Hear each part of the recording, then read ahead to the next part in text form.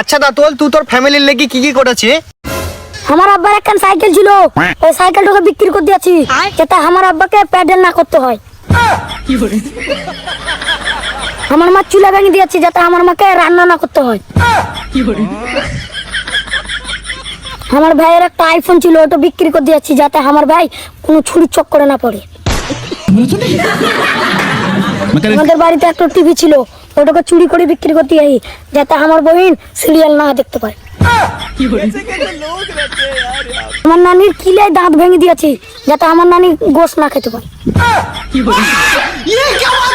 আমার নানার একটা গরু ছিল, আমি ওই গরুটাকে বিক্রি করে দিই যাতে আমার নানাকে খ্যার না খাতে হয়।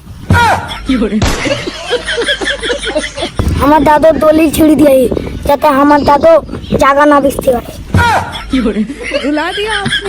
আমার দাদির একটা ছাগল ছিল, ওটাকে বিক্রি করে দিই যাতে আমার দাদিকে ঘাস না কাটতে যেতে হয়।